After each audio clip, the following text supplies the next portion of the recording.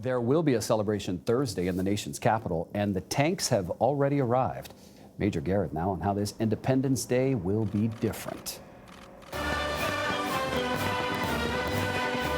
In recent years, 4th of July on the National Mall has been a tribute to universal American themes: the Declaration of Independence, the Constitution, a star-spangled civic hymn.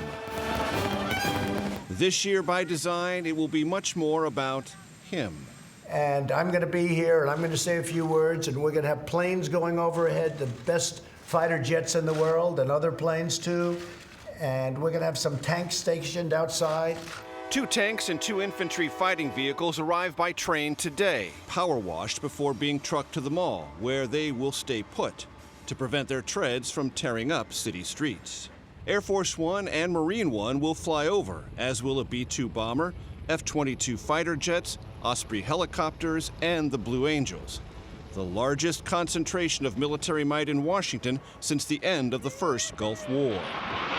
President Trump will speak from the steps of the Lincoln Memorial before White House-approved VIPs, including Republican Party donors. Mr. Trump has wanted a big military parade in Washington since attending France's Bastille Day in 2017. I don't know, we're going to have to try and top it, but we had a lot of planes going over, we had a lot of military might, and it was really a beautiful thing to see. Mike Laturst is with the National Park Service. This is the first time that we've seen something of this size and this scale at the Lincoln Memorial on the 4th of July. Taxpayers will spend more for the president's appearance and staging, more for the military maneuvers, more for additional security on the National Mall.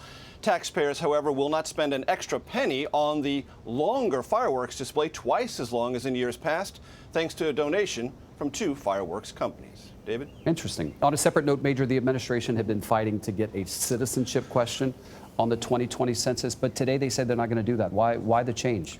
The administration essentially ran out of time, David. Advocates for undocumented immigrants had sued the administration, taking the case all the way to the Supreme Court. The Supreme Court handed them a victory of sorts, saying it needed more information. The president threatened to delay the census, but the constitutional requirement to count every person in the United States every 10 years forced the Census Bureau to get the questionnaire printed so it could get out.